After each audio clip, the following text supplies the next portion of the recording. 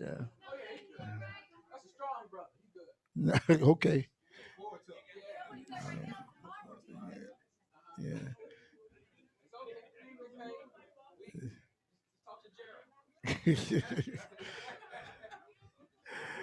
All right. All right. So you gotta make sure got seats for everybody. I'll make sure. You got any more chairs? Oh yeah. All right.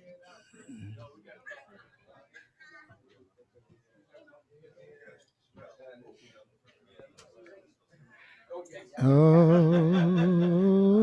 oh, oh my goodness!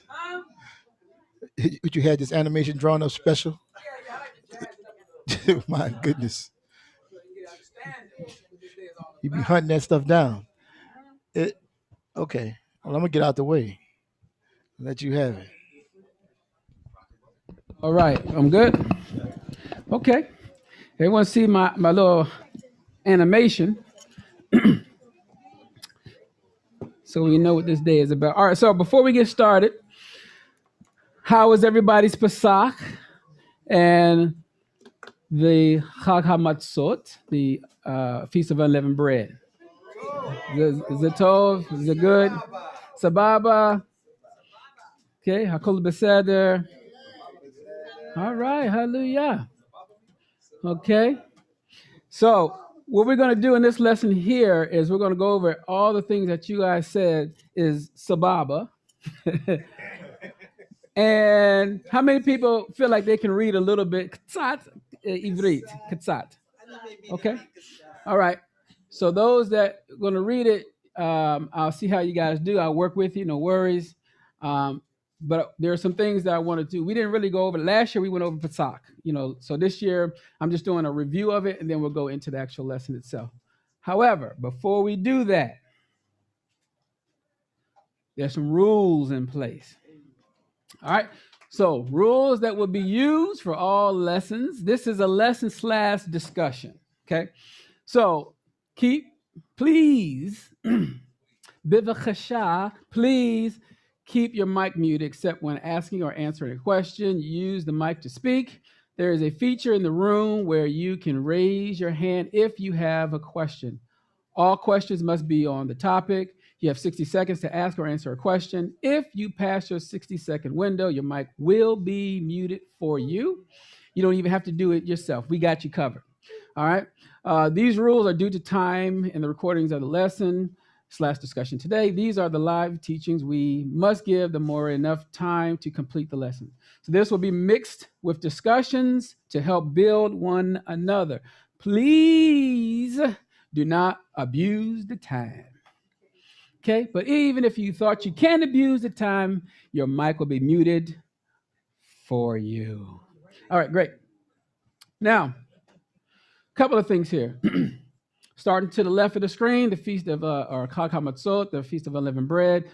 What things should stand out about this feast? So go to the right. Okay, leavened versus unleavened. How did they make leavened bread? Which I'm just a little bit about that. Is there a message within this process? So we're going to see that. Is leaven sin? Okay. What grains were used? What example can we find to verify these types of grain?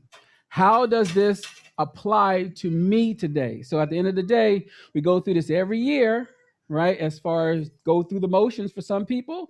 Others, they go through it, maybe not have an understanding. So we're going to go over how does it apply to you specifically. How can I grow from this feast? Because you always should be getting better every year. All right. So, review from last year. We've already answered these things. So, real quickly, it says, what does Pesach mean? And everyone agrees that it means. And I want to know who's the one that's going to be walking around with the mic. Okay. Everyone got to get their legs right. All right. So, we all know that the word Pesach typically was said to mean Passover, right? But further evaluation says it means to protect, to spare, right? So I'll go over just a few places and then we'll keep going. So here it is in the regular ESV, or if you want to do your trusty King James, either way is fine. But remember, it says, "Thus shall you eat, just shall you eat with your loins girded, your shoes on your feet, and your staff in your hand, and you shall eat it in haste. It is Pasachu le Yahuah." Right? It is the Passover of Yahuah. "For I will pass through," and notice the word there, "pass through." It is the Hebrew word there is. Okay, let me get my pointer out. All right. What does that mean there?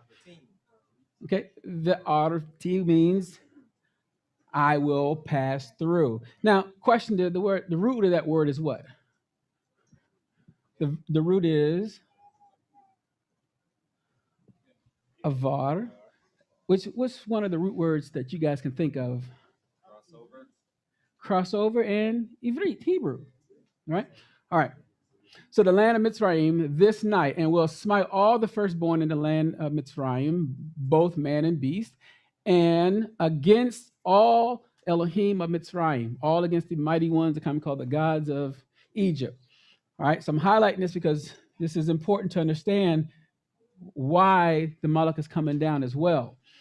Okay, then it says, "I will execute judgment. I am, or I need Yahuah, and the blood shall be to you for a token upon the houses where you are. And when I see the blood, I will pass over you, and the plague shall not be upon you to destroy you when I smite the land of Mitzrayim." Now, remember, I got some of these, I put the brackets for Passover and things like that, because when you think about what the word is there, or how it's being translated, which we'll look at really fast, we'll see that it literally means to protect. So 23 says, "For Yahuah pass," or avar, okay, will pass through to smite the Egyptians, and when he sees the blood upon the lintel and on the two side posts, Yahuah will pass over the door and will not suffer.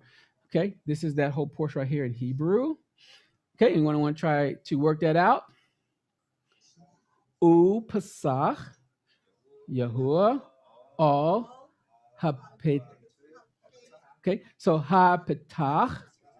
Okay, velo yitain tov. All right, so the destroyer to come in unto your houses to smite you, and you shall observe this thing for an ordinance to you and to your sons, just for a little bit. Oh, sons or Benish for ever. "And it shall come to pass when you become to the land which Yahuah will give you, according as he has promised, that you shall keep this service. And it shall come to pass when your children shall say unto you, What mean you by this service?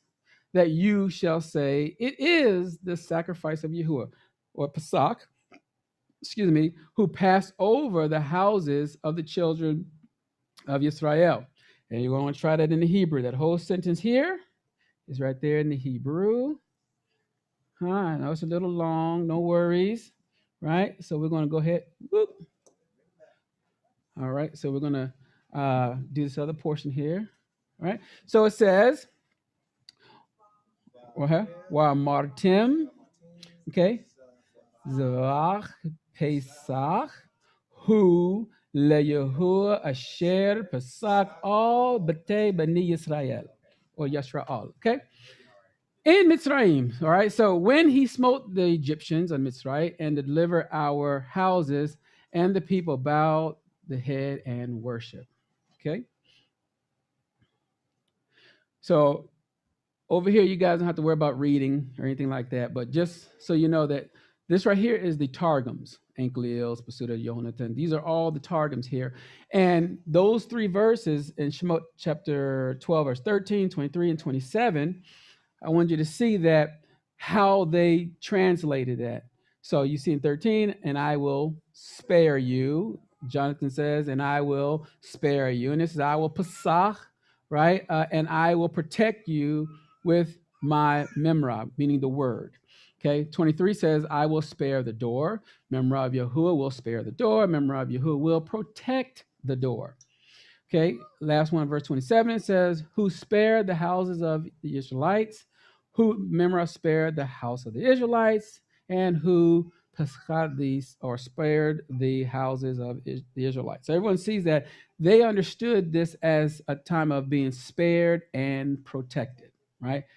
All right, so all three of these ancient translations for this word here, what does this word mean here?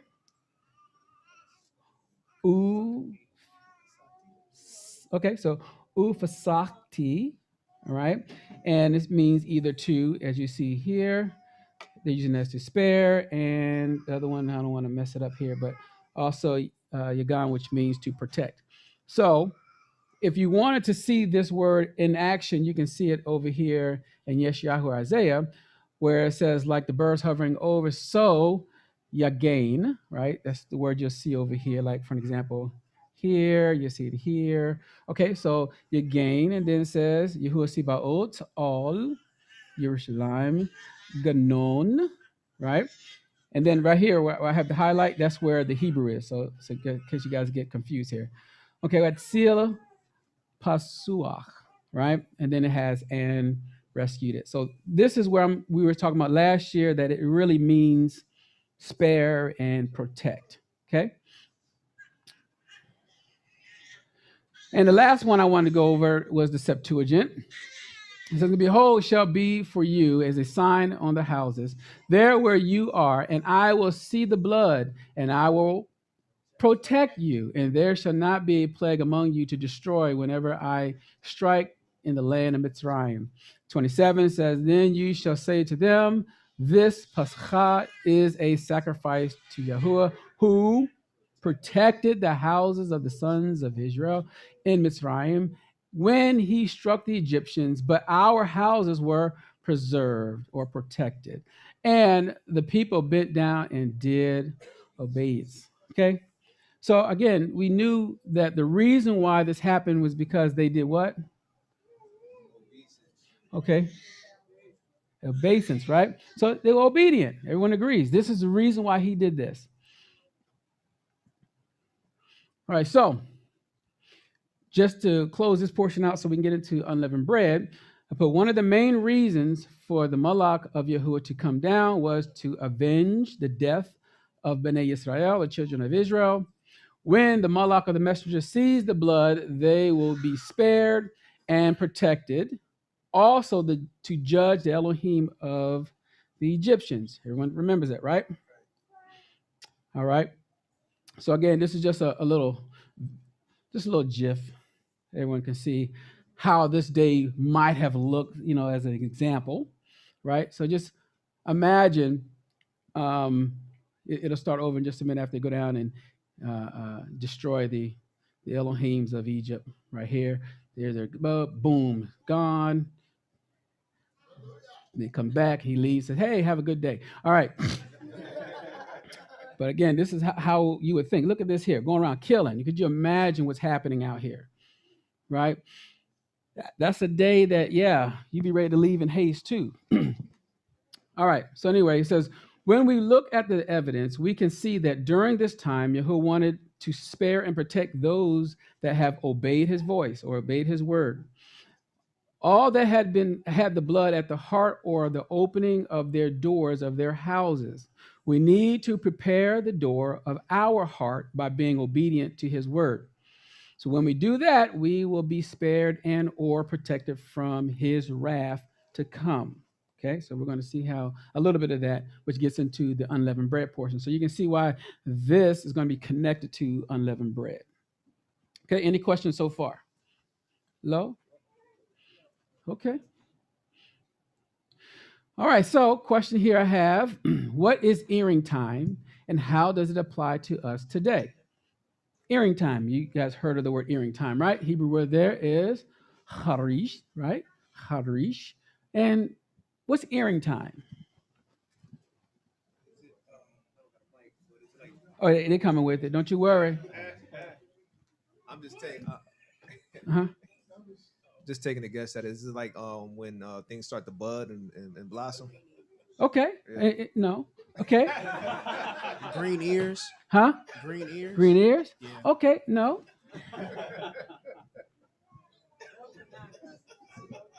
Like the ox said, I'm gonna take a guess at it. Is that planting time? That's every Okay. time is planting time. Okay, planting time.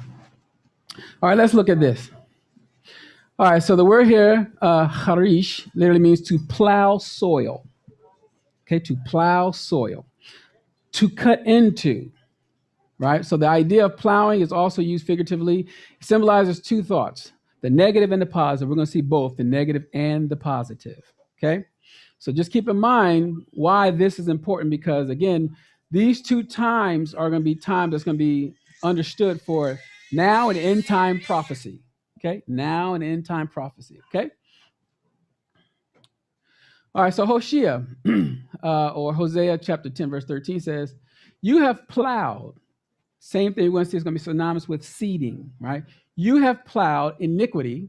You have reaped, harvested, is me adding to what reap mean, but harvested injustice. You have eaten the fruit, in this case, bad fruit of lies, because you have trusted in your own way and in the multitude of your strength, okay? So think about what's happening in Hosea here. You're plowing iniquity. How do you plow iniquity? Okay. How are you sowing iniquity? It's okay. Take your time. I'm on my way.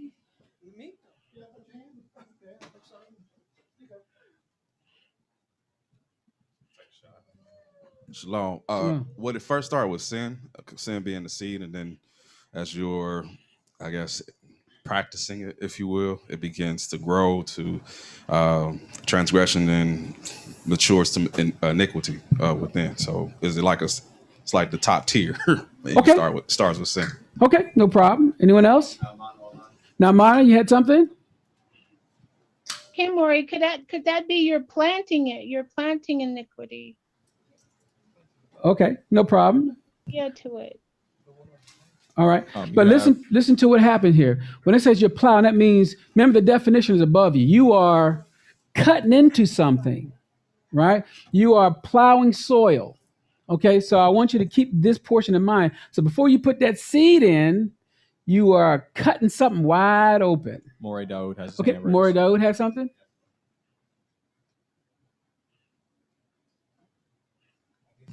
Moreh Lamadyahu.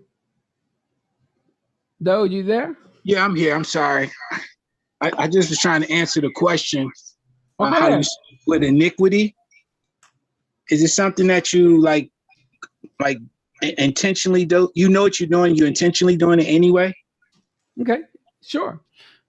So when we look at this here, I want us to think about this plowing, and we're plowing purposely, right? You're specifically cutting into, and we're going to see in just a minute who, but you're plowing iniquity. You have reaped injustice. You have eaten the fruit of lies. So you can see how this is already starting off. Now, look at Mishlei of Proverbs 3:29.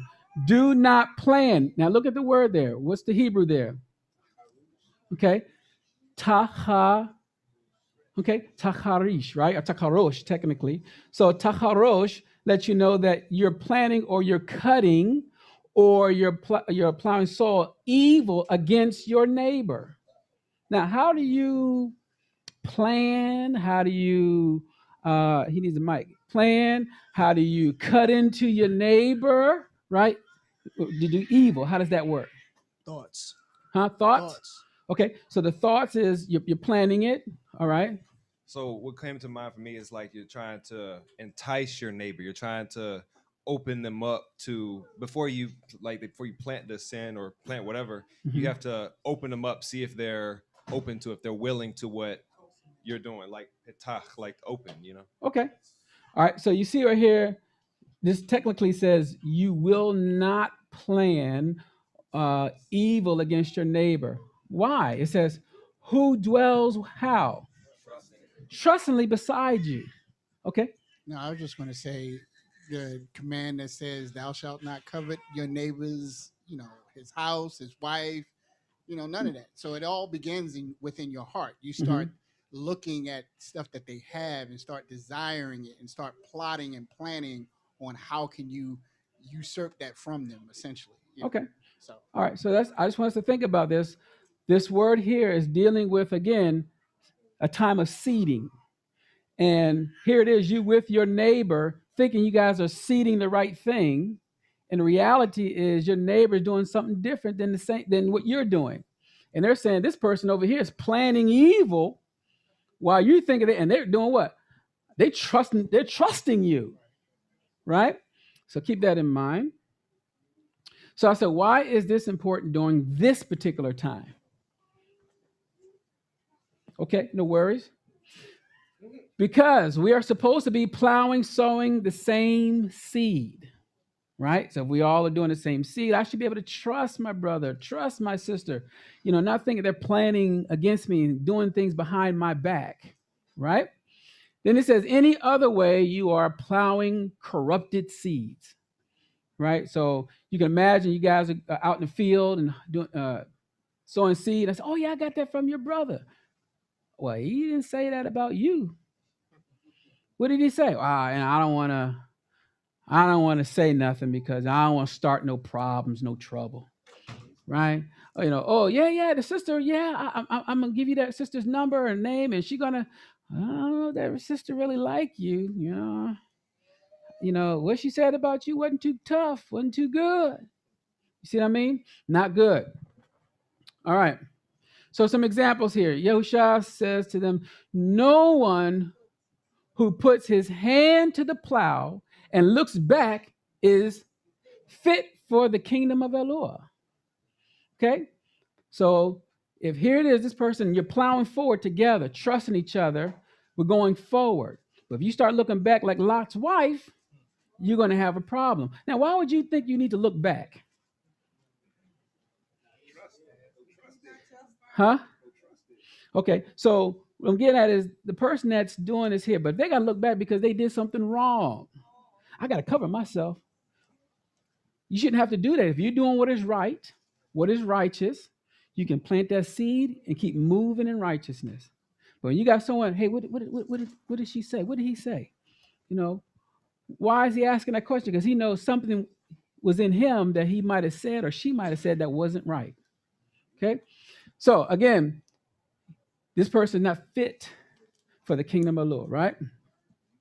All right, so question obviously, have you made yourself fit for the kingdom? So when you went through this unleavened bread time period, was there some patches, some rough patches that you guys saw yourself in that you was like, wow, I didn't know I had that in me? Or I didn't know it was in me because I never had to deal with it, but someone brung it out of me. We don't have that in here. I know that. I know it's kind of some foreign stuff. Oh, yes. But do you understand what I'm saying? Is someone can bring something out of you and you realize, man, I still do have that leaven in me. And I need to work on that thing, to get that thing out of me. Okay. John says, and I am no longer in the world, but they are in the world, and I come to you, Chadash, or set apart, Father. Keep them in your name, which you have given me, that they may be one, even as we are one. Then you jump down to verse 22. It says, the chabod, the esteem that you have given me, I have given to them, that they may be one, even as we are one. So you notice that why does he asking for this oneness, this unity? Anyone know? Everyone's unfamiliar with unity, oneness. Okay, Yahuah, please save the class. I was just making sure my mic was working right. I had to switch mics. You know it was working. No, I can't. Come on. Okay, so now you made me forget the question, Moreh. Exactly. Can you repeat the question again, please? Okay. So I'm asking the question about being one, right? Even as one. Why is that important to be one? What's the point of that? What's the purpose of that? Okay, so the purpose of being one, or there the word is akkad. So because Yahushua, the Son, is one akkad, not one and the same, but one akkad, as in he does the same things as his Father. They're one in agreement. Mm-hmm. So he agrees with his Father's word And that's why he is the righteous one, because he's the only one who walks it out completely. Okay, so everyone gets the pattern. The pattern, you notice that Mashiach says, I didn't come to do my own thing, right? The Father gave me a word, what I should say, I'm speaking of his words is everlasting life. I know why I came. His purpose was to fulfill the Father's purpose. If everybody's on board doing the same thing, we all got the same seed, right? And we all know, which we're reading just a minute, seed is the word of Elohim, right? So if we all are doing this and we believe the word of Elohim, we should not have, we should know how to treat one another, right? We should be able to go to our brother and sister when we have issues, right?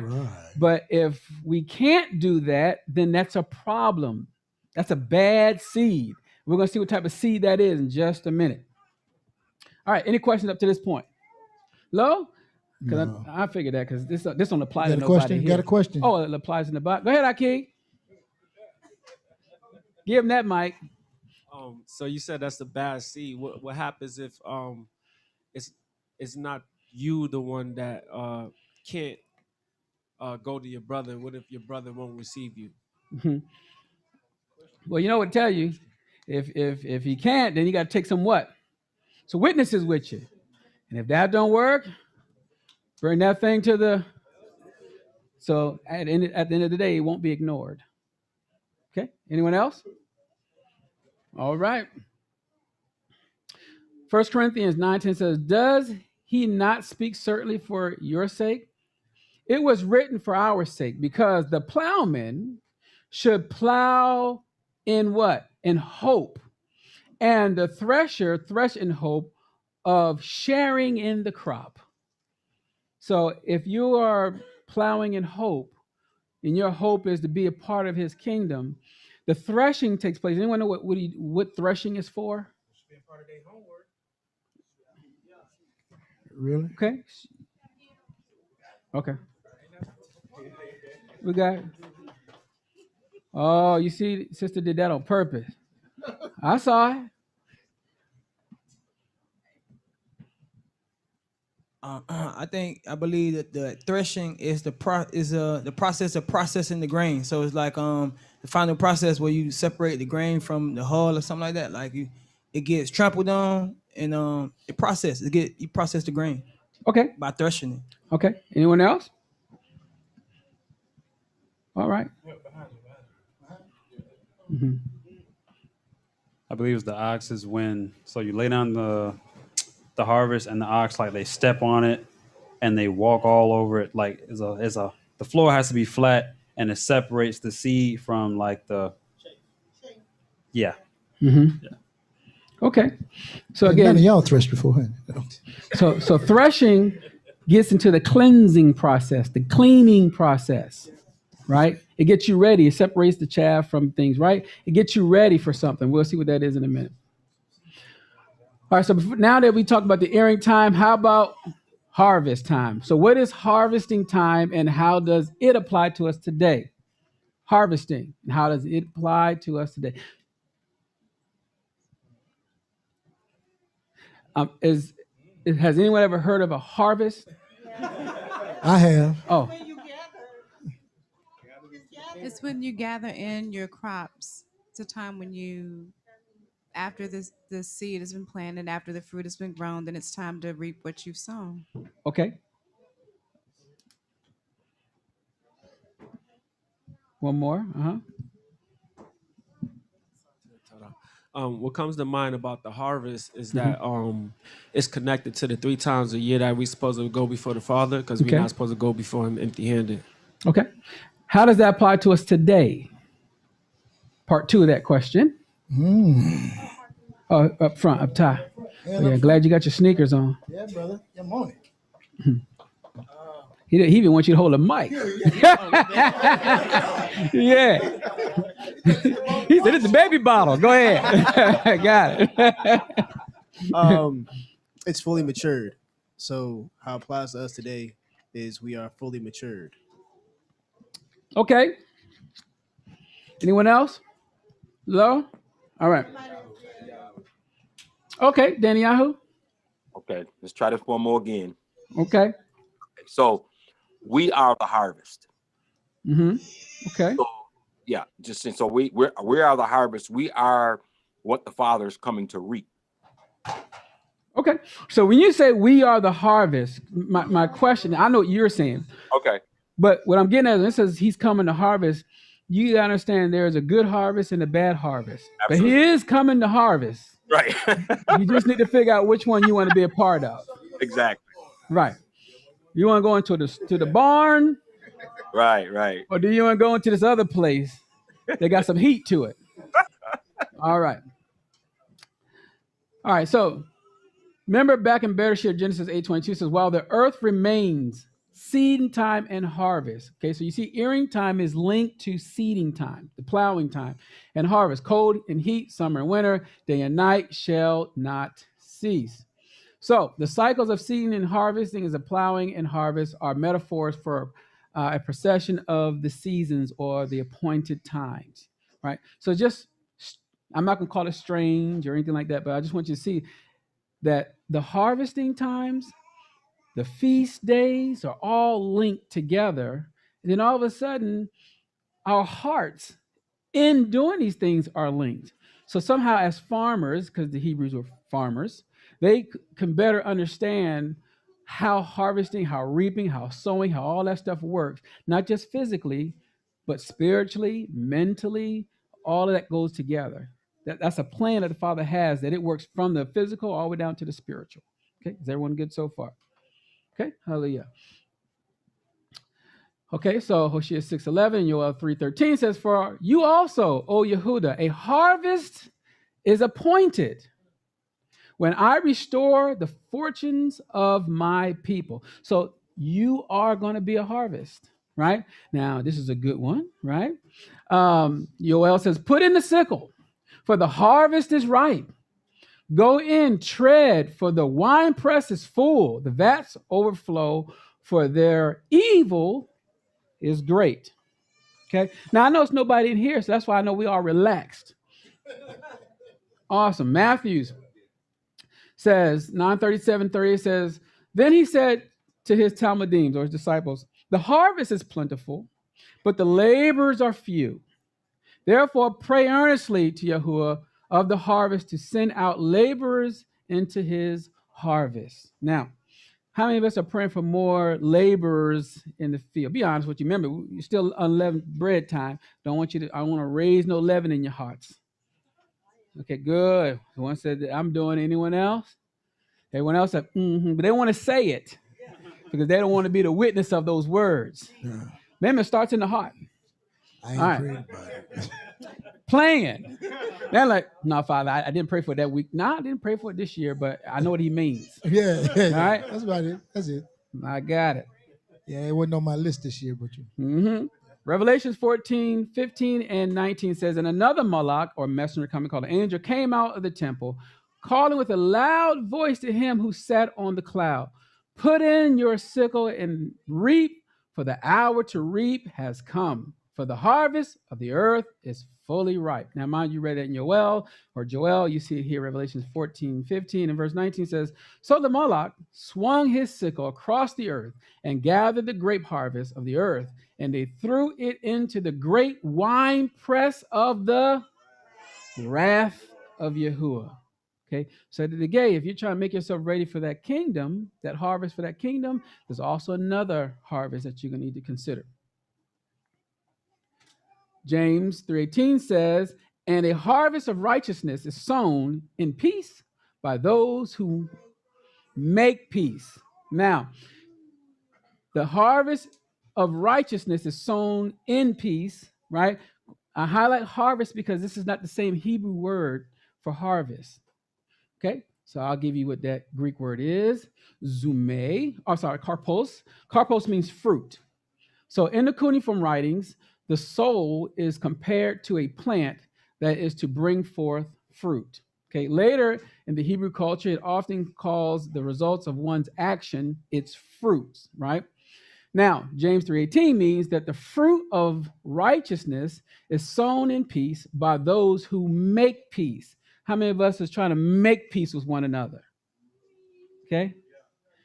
All right, so if you're trying to sow that peace and make peace, Hallelujah. The question is, what is fruit?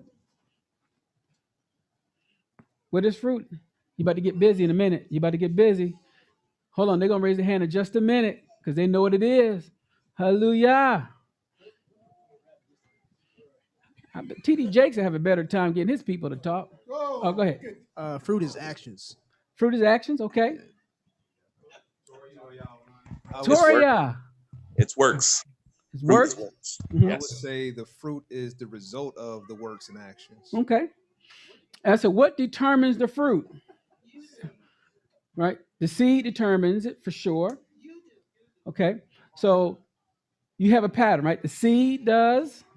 The seed we know is the word, which we'll talk about in just a minute. But also, what is the fruit of the spirit of the Ruach, right? So again, you got to have a comparison between the Father's word, the fruit of the spirit, and then your actions within the fruit. You said someone had something?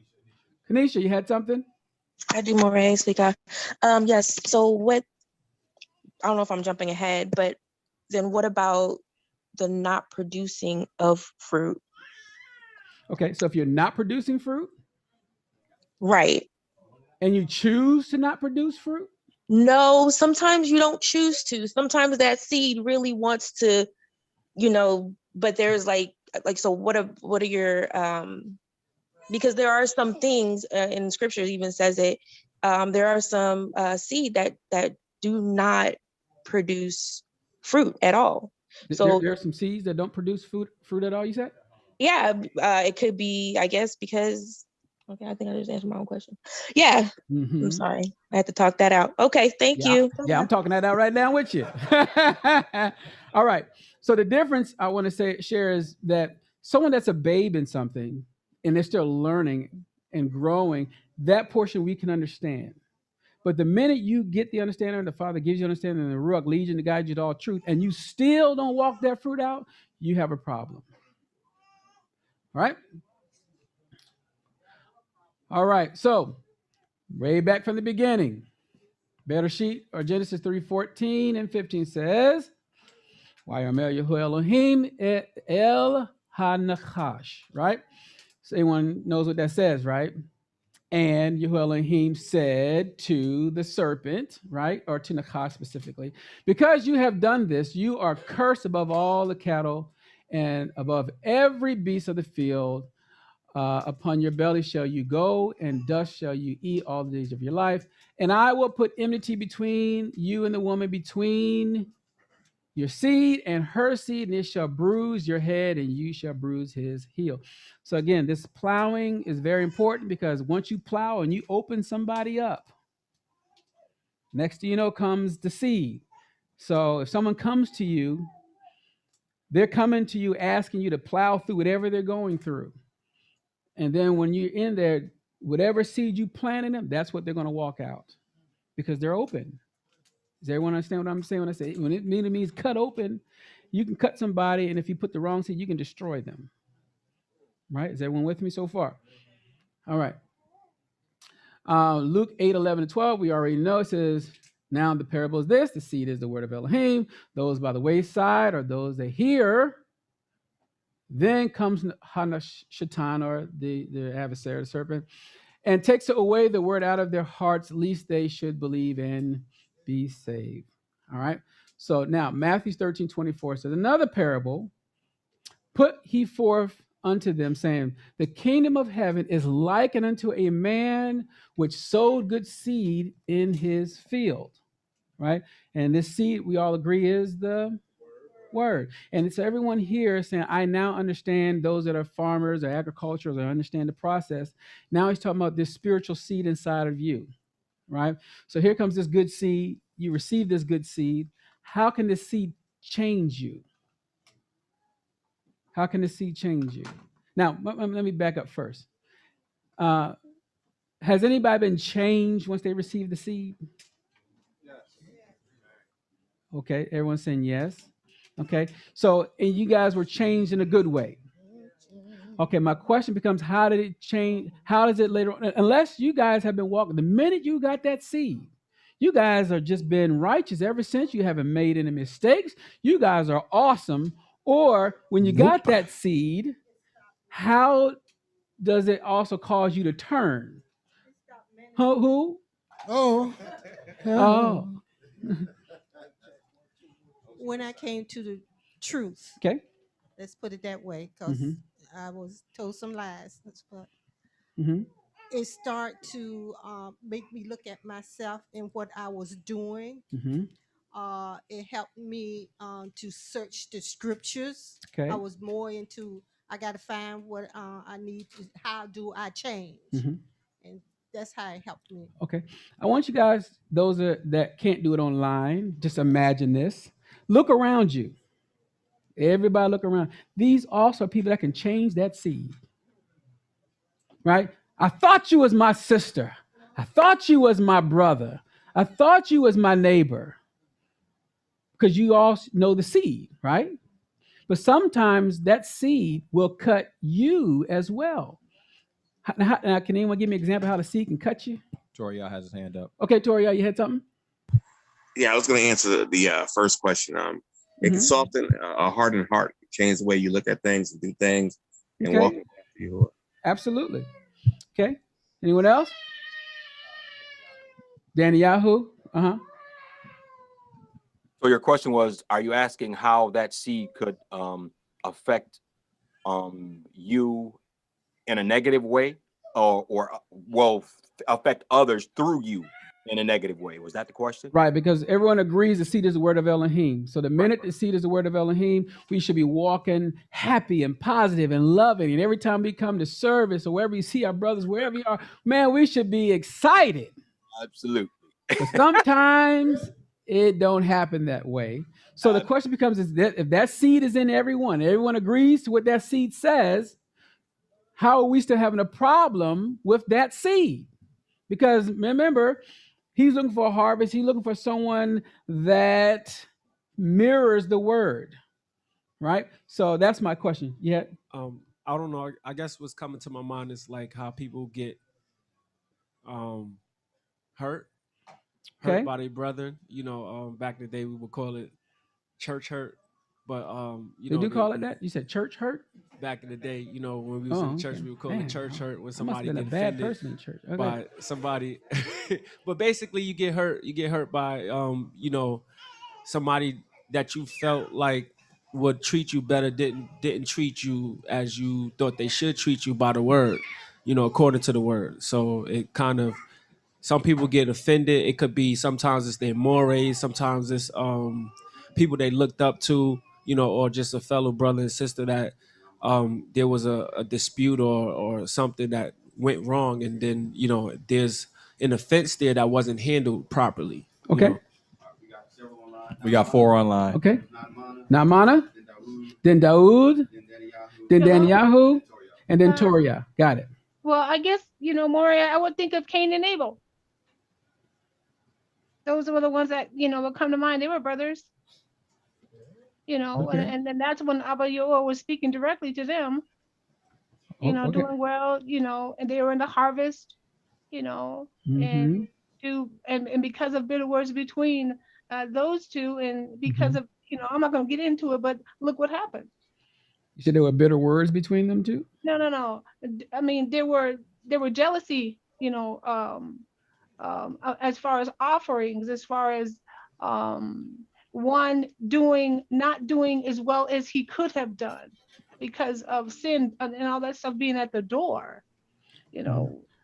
Right, but I'm saying, how do they do it to one another? Meaning, when they did that offering, it was to Yahuah, and then because Yahuah liked one and didn't like the other, it caused that person to look at that person wrong. But I'm saying specifically, how about each other? Oh, jealousy. Okay. Who is next, you said? Daoud? Okay. Yes. Turn it down. Yeah, you got Boost Mobile. Turn that down. Hallelujah for Boost Mobile. Yeah. like I was about to say, unforgiveness. A lot of times when we are offended my brother, sister, if we're not quick to recover and we let that thing fester and turn into bitterness and unforgiveness, that could change I could change that seed. Okay. Yahuah and then Toria. Yeah, I would agree. Just with the fact that our emotions will cause us to misjudge things, will cause us to think something is there that's not there. And instead of asking the question, what is it? We take it upon ourselves to what is the word I'm looking for? I'm not sure. That we take it upon ourselves to say, okay, this is what it is, which is wrong in itself. But yeah, so I would just say, yeah, that would be my answer to the question. Okay, no problem. Toria? Yeah. How I'm understanding the question or receiving the question, I would think is two things. Once you get the seed, you're caused to be set apart, which means you're going to let a lot of people go or have to walk away from a lot of things that you like, some old leaven, so to speak, that you still be holding on to. Those are the things that come to my mind.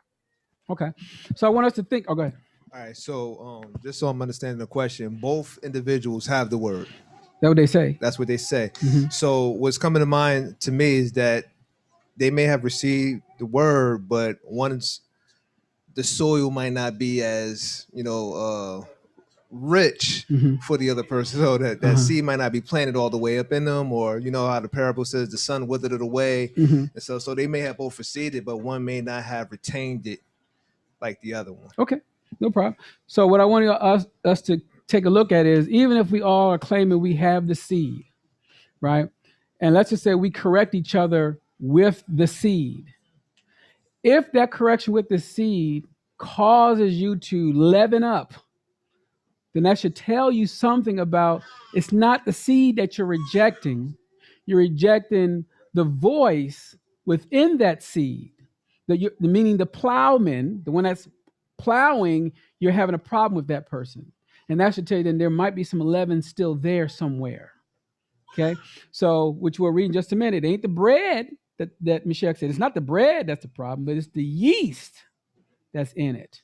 Okay, all right. So he says, verse 25 says, but while men slept, his enemy came and sowed tares among the wheat and went his way. So the servants of the householder came and said unto him, Sir, did you sow good seed in your field? From whence then has it tares? And he said unto them, An enemy has done this.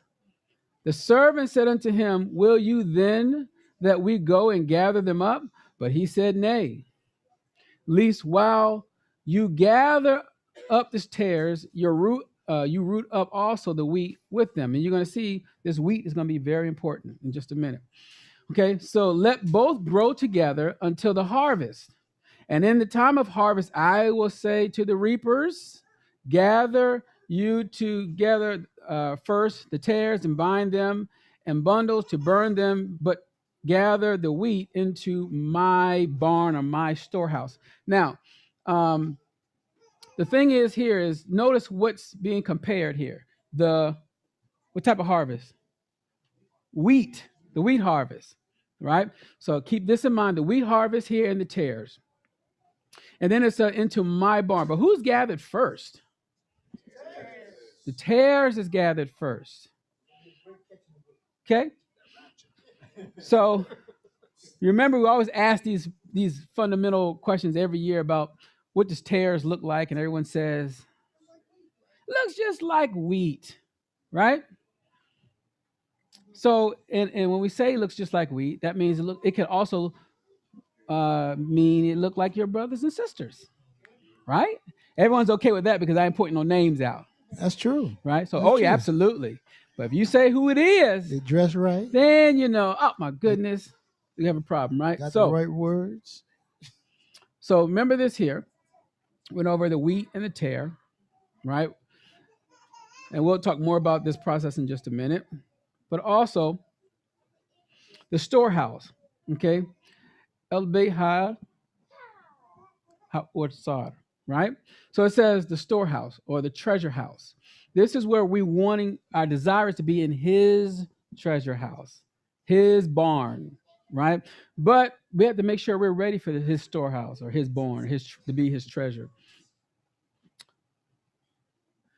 All right.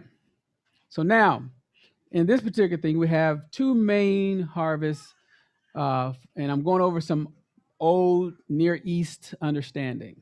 All right, so we'll start on the left side. So what does autumn and spring represent in Scripture? So the ancient Near East include ancient Israel, demarcated two main New Year seasons, or Moedim, if you will. These are both reflecting in the Akkadian month names adopted by the Yahudim after the Babylonian exile. Now go to your right. Autumn, Tishri.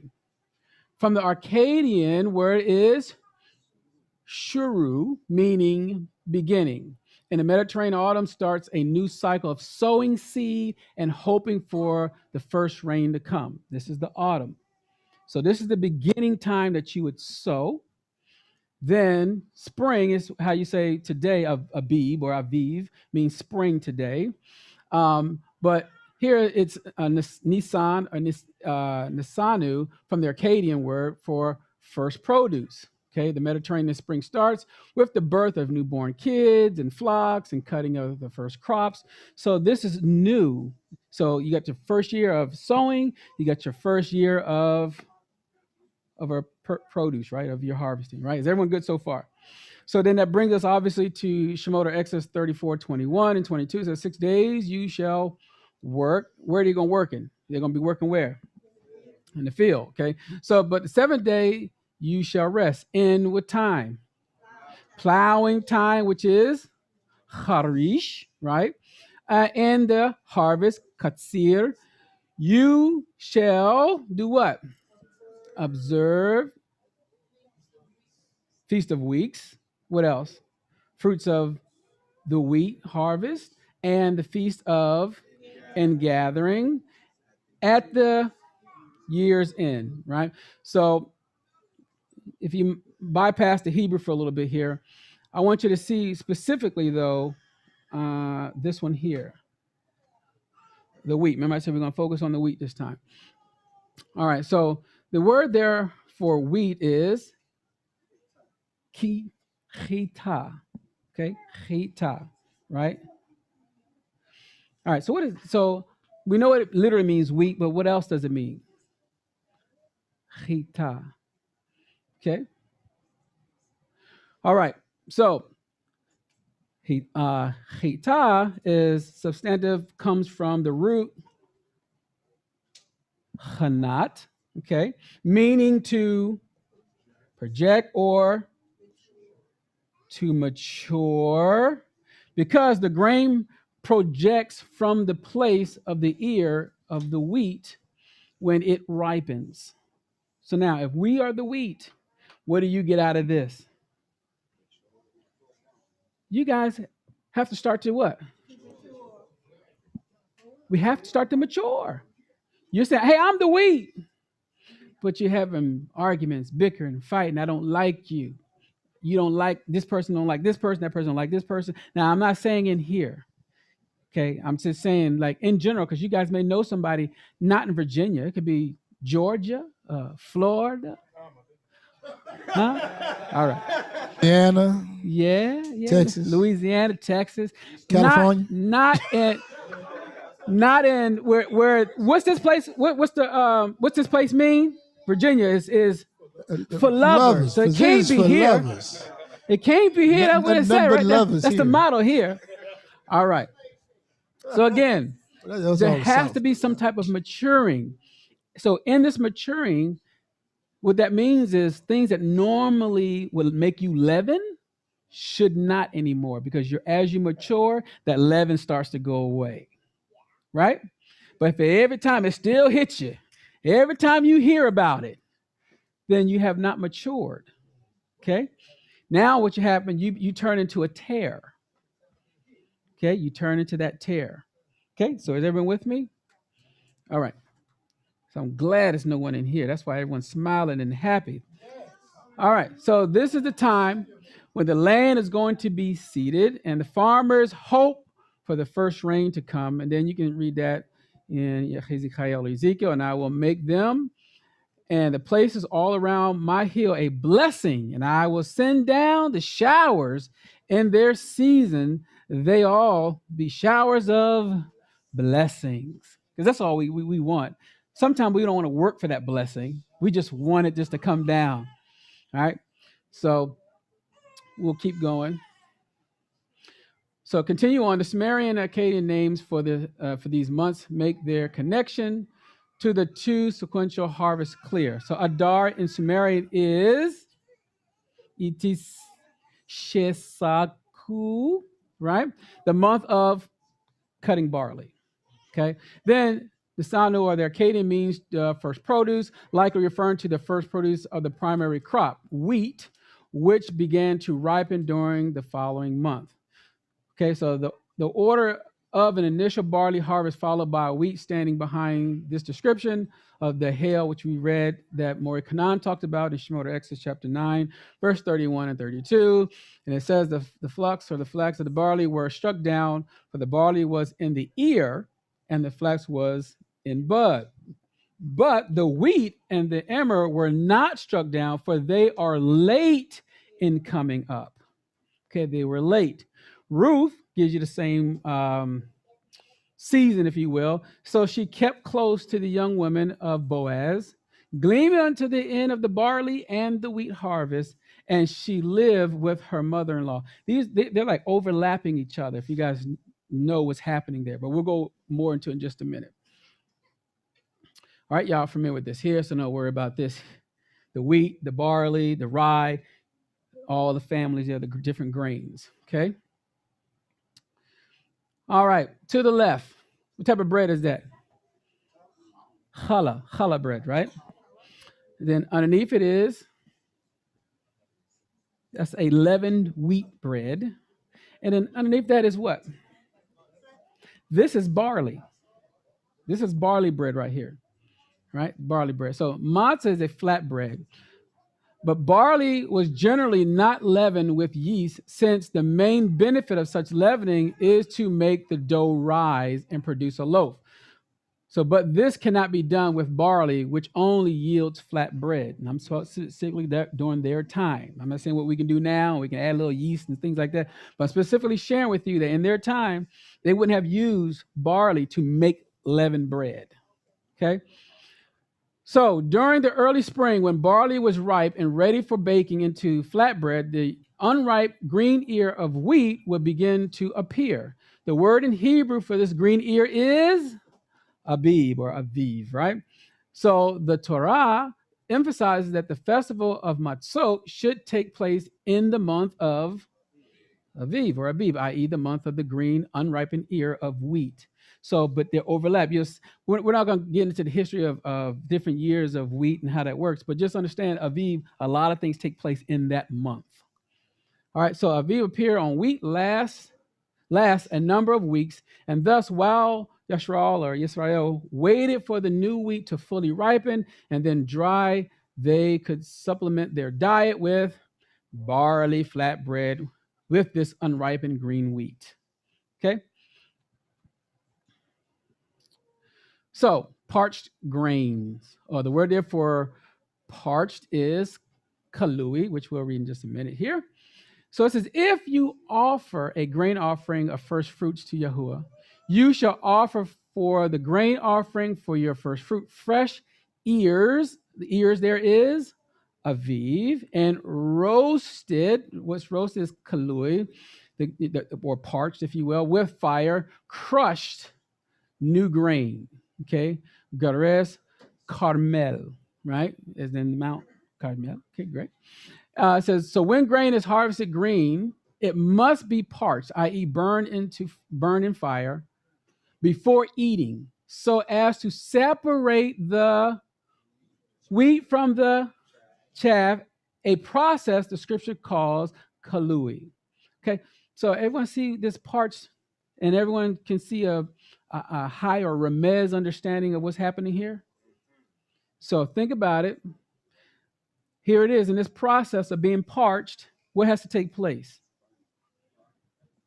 burn in fire, right? So as to do what? Separate. Separate who? How many is the chaff in here? No? No chaff? How many is the wheat? So, okay. So if everyone's the wheat, all the wheat get along?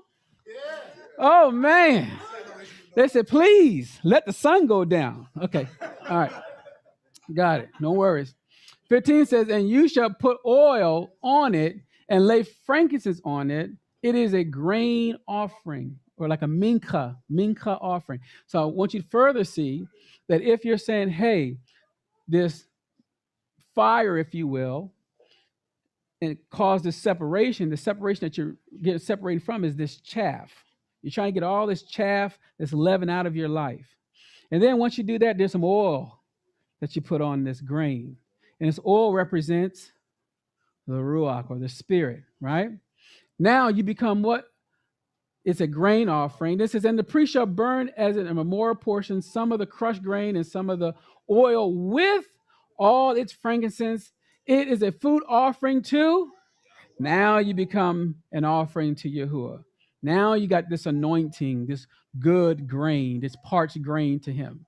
Okay, but if you still got the chaff, you got a problem. All right. So Joshua gives us an example of what happened. It says, and while the people of Israel or Yisrael were encamped at Gilgal, they kept the Pesach on the 14th day of the month in the evening on the plains of Jericho. And the day after the Pesach, on that very day, they ate of the produce of the land, unleavened cakes, which is matzot, and parched grain, right? With kalui. So again, unleavened barley, flatbread, and parched wheat are the staple for this immediate post-Pesach seasoning, since this is what would be available to eat. Okay, bread would be unavailable for another few weeks until the ripe wheat has harvested, dried, and leavened. Okay. Old and new grain. Okay, how many of us is the new grain? Okay, so everyone else must be old grain. Got it. All right. 26:10 says, and you shall eat old store long kept, and you shall clear out the old to make way for the new. Right?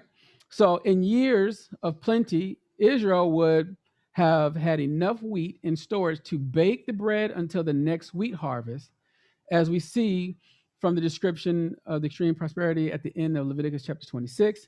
1 Corinthians 5:7 says, purge out therefore the old leaven, that you may be a new lump as you are unleavened. For even Mashiach, our Pesach, is sacrificed for us. So again, I want you to think about in their day, they will hold the old leaven so that they can put it into the new grain to make bread rise. They keep holding on to it to do this. But Yah's like, no. On Pesach, get rid of all that. You're going to start fresh. You got to make new type of leaven. Okay? So we'll talk about that in just a minute. 12:15. Shemot 12:15 says, 7 days you shall eat matzot, or unleavened bread. On the first day you shall remove leaven out from your houses. Anyone want to take a stab at the Hebrew there? Tash bitu. Good. Tash bitu. Sior. Okay. Mi ba te chem. Okay, good. Mi ba te chem. Okay. For everyone, the ochel, the eat or consume, what is chametz, what is leaven, from the first day until the seventh day, that person shall be cut off from Yashral Israel. So a call to eat means to consume, to devour, to burn up, to feed. So I put one notable exception is found in Psalms 27:2, where the RSV version of the scripture has slander. Okay, slander. Instead of eat my flesh, in accordance with an Akkadian and Aramaic idiom, to eat a piece of me means to slander me. Okay.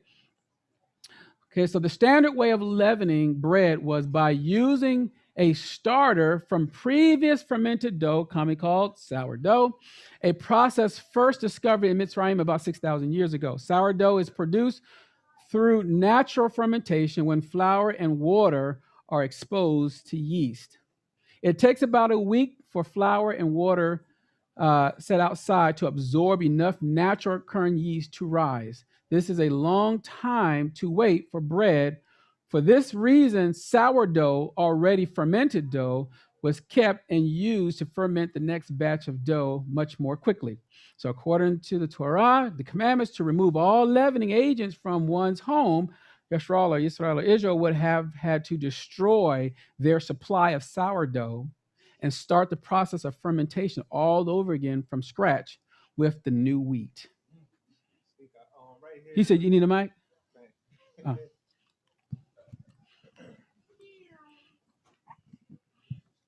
All right.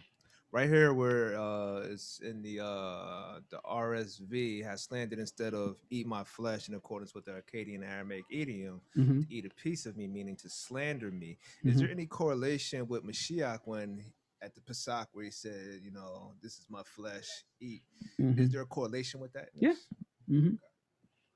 Okay. Shemot Exodus 12:16 says, on the first day you shall hold a Chodesh assembly, and on the seventh day a Chodesh assembly. That's why we're here today, right? No work shall be done on those days, but what everyone needs to eat, that alone may be prepared by you. Okay, so this is your work you're doing. All right, 17 says, and again, the Hebrew up there says, Ushmartim et hamatzot. All right. So, and you shall observe the feast of unleavened bread. And that's what literally that means right there. For on this very day I brought your hosts out of the land of Mitzrayim. Therefore, you shall observe this day throughout your generation as a statute forever. So this is understood as a commandment to make sure that there is no leavening once the flour comes into contact with water at the point of kneading. And so, which makes sure that there's no, so when it says, for an example, the root of this word is shamar. So I got pictures down here at the bottom. This is what a kneading trough looks like, right? And normally what they would do is they would take this thing and they would bend it and bind it and stuff like that. But they're supposed to be guarding it, looking at it, making sure that no leaven is creeping in. Okay, so if this is the dough, for an example, and we start to do this here, we need to start saying, we need to start looking at ourselves. This is us that constantly needs this work, right? And then 16 says, you shall eat no leavened bread, chametz, or yeast, with it. 7 days you shall you eat unleavened bread, or matzot, therewith, even the bread of, now, the bread of affliction, and the word for affliction is oni, from the word anah, right? This is the same word that's used for when people say, oh, this was Yom Kippur, I got to fast, afflict my being. So this means like that type of afflicting, can they eat? All right, I won't say nothing. We'll just keep going. Okay, bread of affliction, right? We'll leave it alone. For you came forth out of the land of Mitzrayim in haste, that you may remember the day when you came forth out of the land of Mitzrayim all the days of your life. Now, anah, the primary meaning of anah is to force or to try to force submission. Now, before I keep going, this affliction, let's think about today versus someone saying, oh, in atonement, I got to afflict my being, which means I got to fast from food. How about to force or try to force submission within yourself? Your fight is in you. So you have to learn how to humble yourself, afflict yourself, right? And once you can do that, and then once everyone does that to themselves, then when we come together, we should be at peace. But if I'm already humbled or you already humble, you come at me and I'm biting your ear off, then I must need to do a little bit more afflicting, vice versa, right? Is everyone with me so far? All right, to punish or to inflict pain upon, mostly in the penal form. The verb to find oneself in stunted, to humble, to lowly position, it also means to answer, right? Sometimes we're looking for answers, and when you don't get that answer, it can cause problems, affliction, pain, because why? You're not answering me.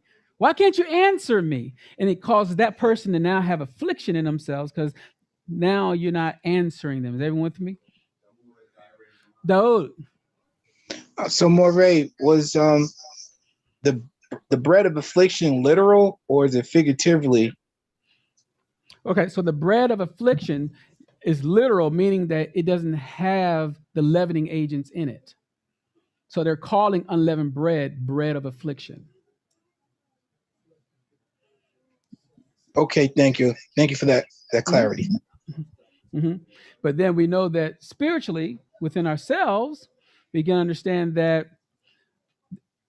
I can share with you, if we say the bread is the Father's word, for an example, it also can afflict you, right? Oh my goodness, Father, you really want me to go to my brother and go to my sister? I can't stand when they talk. It irritates me. Just hearing their voice. Amen.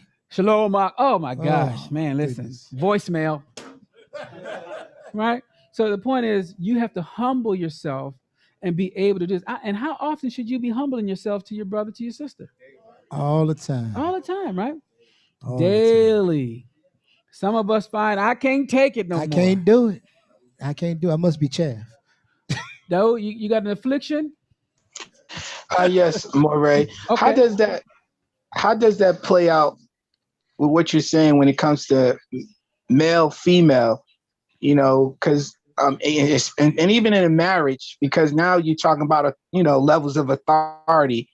So how does that play out? Because you're saying brother and sister, but how do it play out when it comes to family and structure and all that? You know, us taking on this humility and males versus females, female versus male. Okay. Well, if the claim from the beginning is they are both in the word, then how it will play out is the word will help with that portion of it. But if not, you take it to your brothers, get some witnesses, take it to the elders. This is the purpose of doing this, right? But the problem is one is in the walk and one is not in the walk, or one is in the walk and not doing what the walk says and cause a problem to the other, then there's going to be a constant battle between those individuals.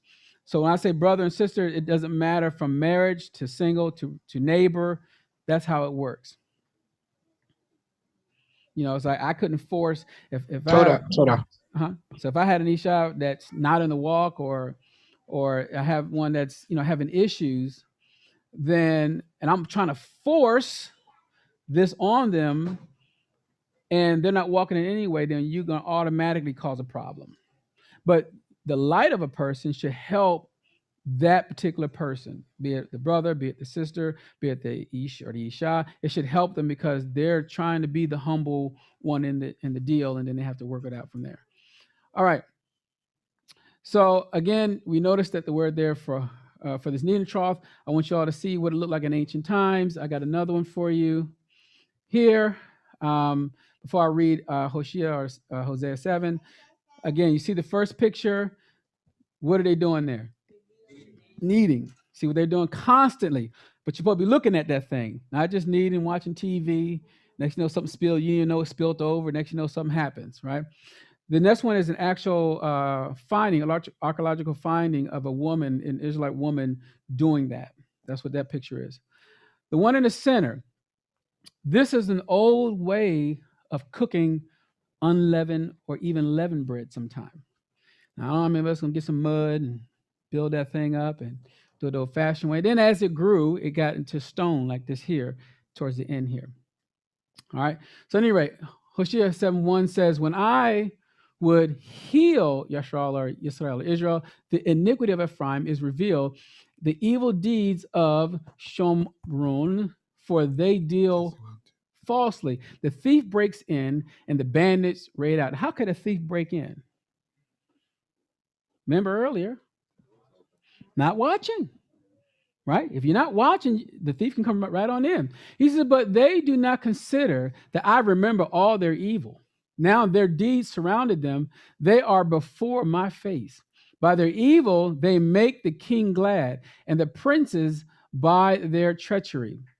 They are all adulterers. They are like a heated oven who baker ceases to stir the fire from the kneading of the dough until it is leavened. Okay. Psalms 73:21 and 71 verse 4 says, when my soul, now the word there for soul here is, right, Lavavi or Lavabi, which literally means my heart, right? But it's translated as my soul. For embittered. Now look at the word embittered. What is that word? Yit. Good. Yit chametz, right? Yit chametz, right? What do you see in that word there?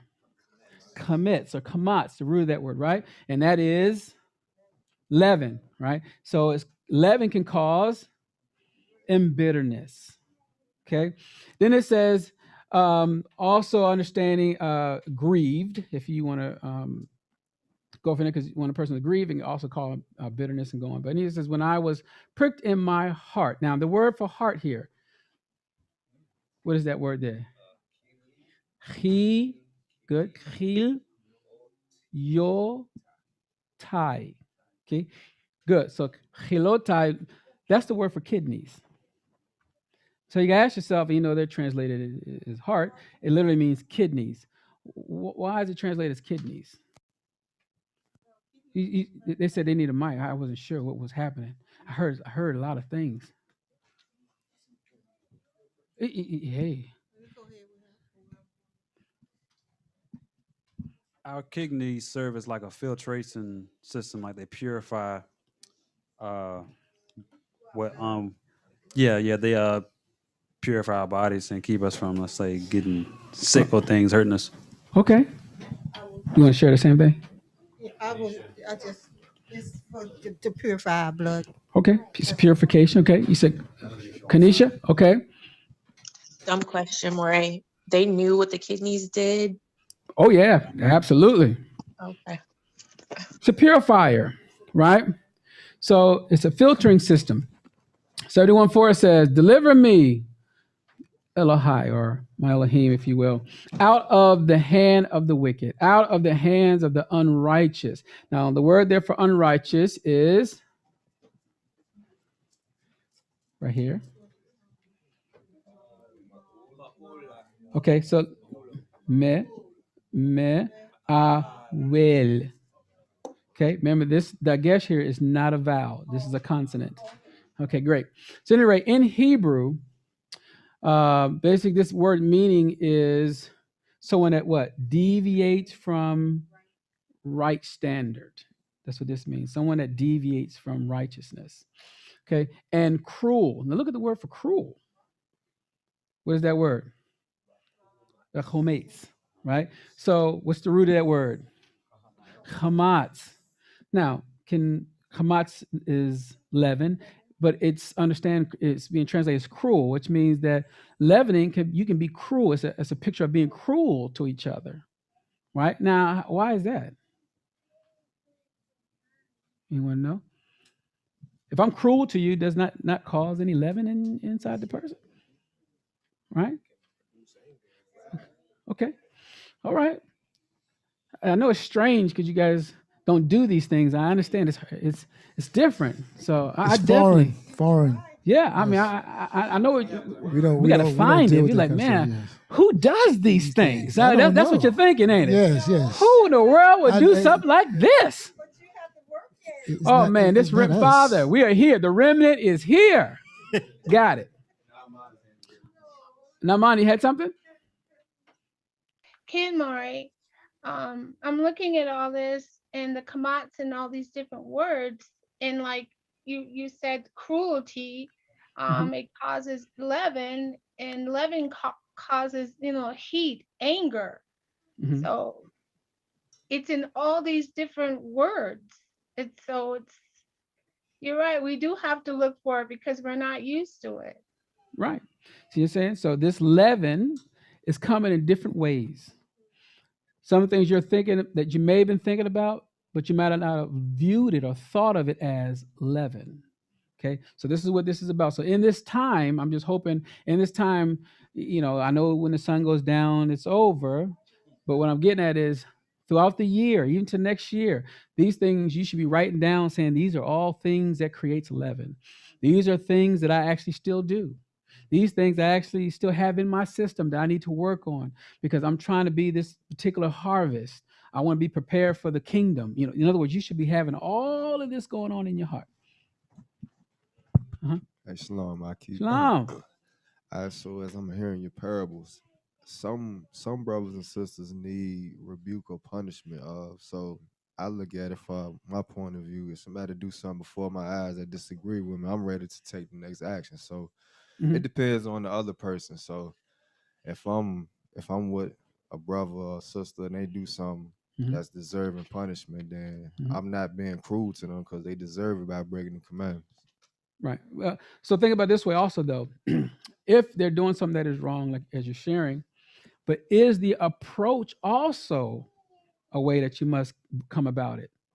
You see what I mean? In other words, if we do something wrong, or if a person does something wrong, your delivery could cause a problem. You did something wrong. Man, you're a sinner. Man, I don't even want to be around you. Now, they could have sinned. That could be true. But if I deliver it that way, could have caused even more damage. But I'm right? You did sin. But the way I try to chastise that person, is there a way to do that? If you Those say, who are loving spiritual. kindness have he drawn me. So why can't I come to my brother or my sister? Hey, sister, brother, listen, that was actually what you did was against Torah. It's against the scriptures. Let me just show it to you. Now, between you and Yah, you got to get this thing right. Now, could they receive that? Maybe. Okay. Tell you to mind your own business. Well, it depends. But what the seed say. Remember, I said these are ones that say they have the seed. Yeah. They're gonna show you what seed they got. Right. So if you realize that you have to have righteous correction, right? Then you should have no problem with it, especially when you know that it's wrong. As he said, if they're wrong, they're wrong. But I should be able to share with them not only that they're wrong, but I can prove to you you're wrong because I'm giving you the word so that you now don't wrestle with me. You're wrestling against the word. Moreh Lamadyahu. Okay, hold on. I just had a conversation with my Aki last night about which one? Keenan. Oh, about okay. No, Keenan. No. So, so we were talking about. So we see something that's wrong with brothers and sisters, but sometimes we should be compassionate. I forgot the verse that he used, but well, he's here. No, he can tell you. Oh, go ahead. But are there times where you have to be sterner? Like, think about when Yahushua called the Pharisees the sons of the devil. They were his brethren, or as far as blood. Or when he called the woman a dog, or when Nehemiah ripped the beards out of, let's say, his nephews because they were they were acting according to the customs of their captivity. So how do you gauge at what level you should execute like the correction? Okay. So the difference is that person. In other words, if they don't know that they're doing that, you have to bring it to their attention, right? As it talks about, let's say with Isha, it says you deal with them according to knowledge. Now, if they're blatant and they just literally want to do it, then sure, you got to be firm and stand strong on it. But if they don't know, if they made a mistake or if they wasn't thinking about it, then your job is to bring it to their attention first. Okay? Anyone else?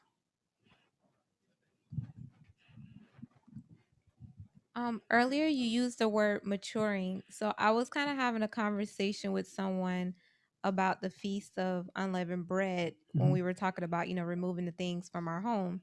And I said that the goal should be to continue living that throughout the year. So when the next time comes around, you don't have all these things that you have to continually remove year after year. It should be less and less. Right. Okay. You said someone else? Was it Daoud? Oh, okay. Moreh Lamadyahu. I'm okay. Thank you. You're welcome. Okay. Ain Baya. All right. All right. So I put on here, see why you need a nas. So in other words, in this here, if this is a problem with you, having cruelty, operating in unrighteousness, if you're doing that, you can see why you're having this battle or struggle within yourself, and you're going to have this affliction within you that you need to get under control. Okay, because if not, sometimes if you're not careful and you have this affliction in you, when you talk to each other, then you might start saying stuff that you might regret later. Right? So in other words, you may say some words or some things or some thoughts because you're mad. I'm mad. You made me mad. I'm upset. Right? So now I'm going to say something. Then I got to say, oh. And then the minute you realize that's wrong, what is that? That's leaven. Everyone see how this works, right? It's leaven. So that means that's something you got to work on. All right. Almost there. Good leaven. Good leaven. So now we got all the bad leaven out the house. Let's talk about this good leaven. So Matthew 16:8 says, which when Yahuah perceived, he said unto them, oh, you have little faith. Why reason you among yourselves? Because you have brought no bread? Then he says, do you not yet understand, neither remember the 5 loaves of the 5,000, how many baskets you took up? Neither the 7 loaves of the 4,000 have many baskets you took up? How is it that you do not understand that I spoke not to you concerning bread, that you should beware of the leaven, the zumeh, the leaven of the Prushim or the Pharisees, and the Sadducees, the Sadducees, or the Sadducees as they come and call. All right. 1 Corinthians 5:6 says, your boasting is not good. Do you not know that a little zumeh, a little leaven, zamu, leavens or ferments the whole lump? Right? So everyone's remembering this particular passage, right? Can. Awesome. So that means, what was the yeast or leaven that they must beware of? Yeah, got 1, 2. Hypocrisy. Okay, hypocrisy. Good.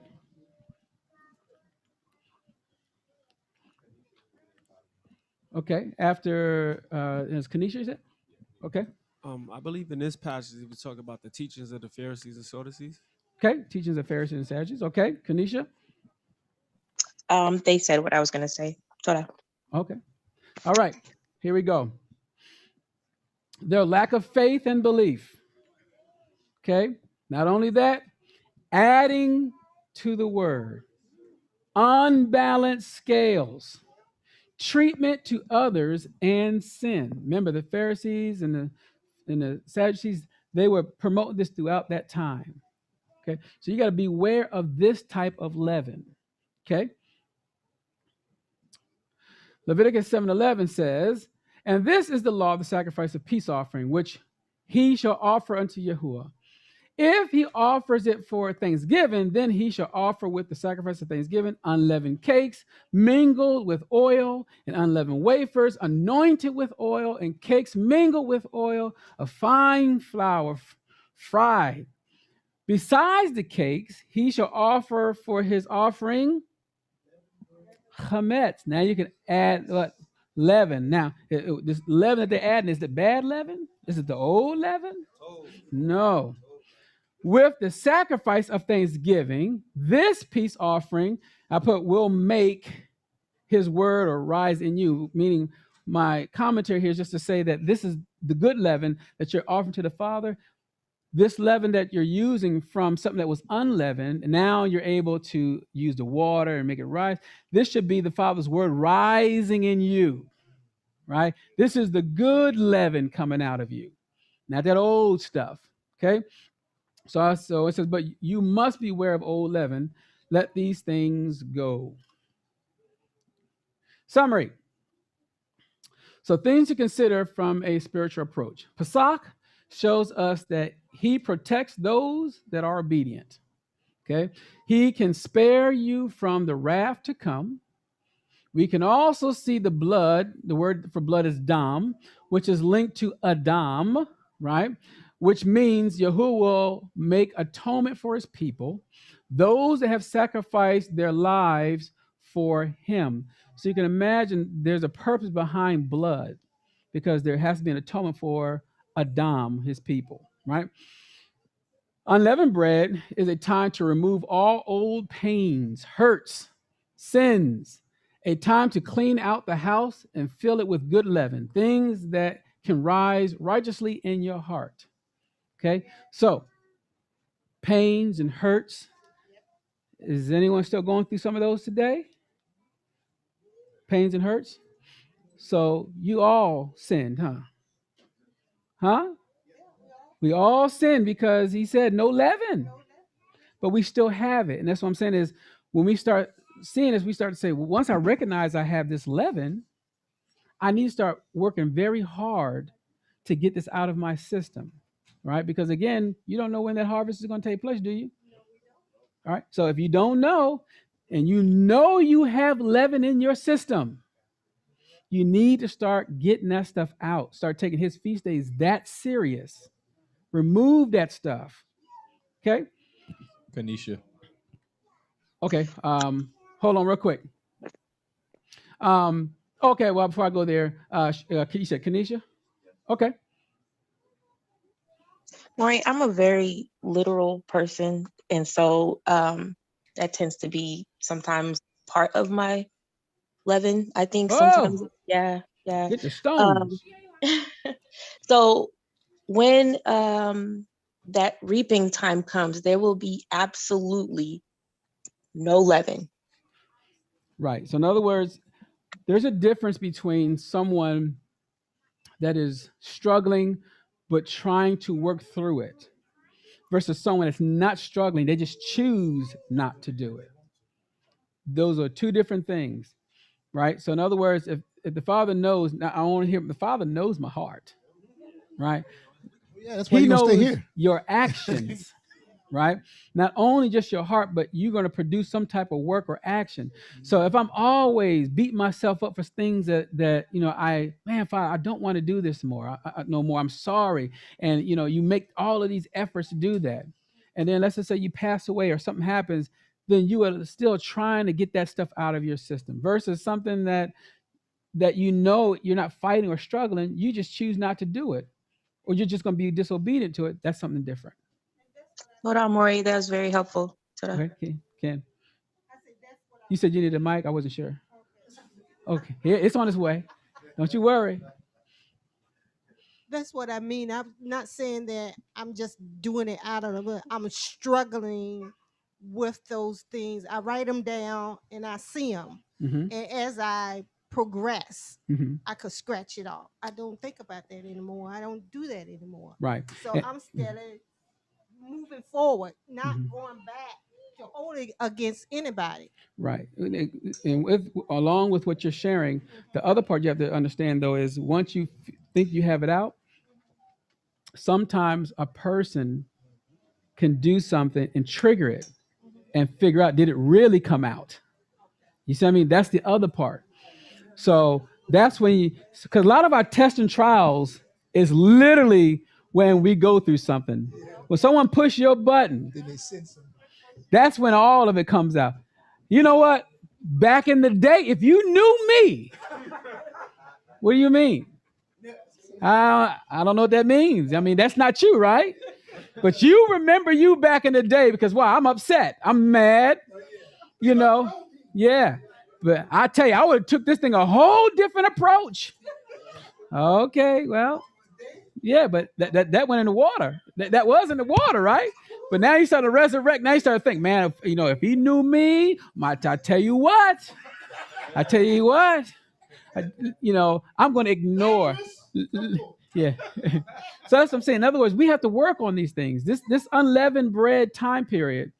If he's saying, I'm sparing you, despite all stuff that you've done, just be obedient first. I'm sparing you in the time of the lamb's blood. It's your opportunity now to work on the leaven within you.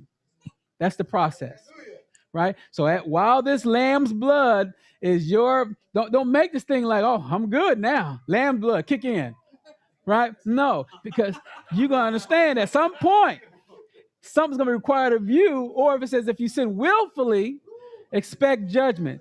So just understand that. You had a question? Okay. We have one here and one online. Okay. Just a comment. Reflecting on what you said. That can be considered like the grace period. Like we speak about grace, and the concept of grace is really I'm giving you opportunity to get it right, as opposed of you don't have to do it. You're good, you're fine. You don't have to do any more work. Okay, so yeah, the time of that favor, it will run out. Now, understand, we don't use that same principle against our brothers and sisters, right? They start doing that. Hey, I'm in the favor push. Don't you do that? This is a time of favor. Come on, work with me. And then you keep doing it, and you keep doing it, and you keep doing it, and you're pushing this favor, or commonly called this grace, right? That's not what this is about. Basically, when you know it and someone brings it to your attention, at that moment you say, you know what, I done did this to you a couple of times, and I'm starting to realize something. Let me let you know that I recognize it. So now there's the first thing that you yourself acknowledge it, which means you let that person know that you acknowledge it, in hopes that now there should be some type of reconciliation. Okay, who was online? Kanisha? It was that. Yeah, it was said. No worries. Oh, okay. All right. Anyone else? Awesome. So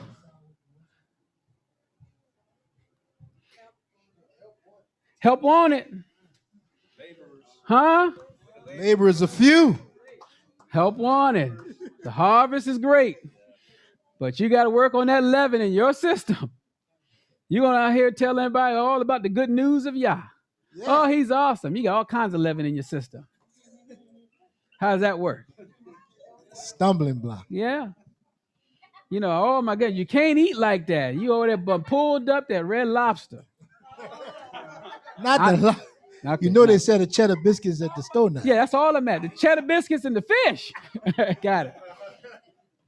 Yeah. All right. So any questions? Okay. All right. So what we'll do is we got a song? Yeah. But what we'll do is we'll close out the YouTube, because you can't have the copyright. Sorry, so YouTube. We'll close out YouTube, and then those will open up with song. You ready? Okay. So we'll have a couple of songs that someone wants to sing,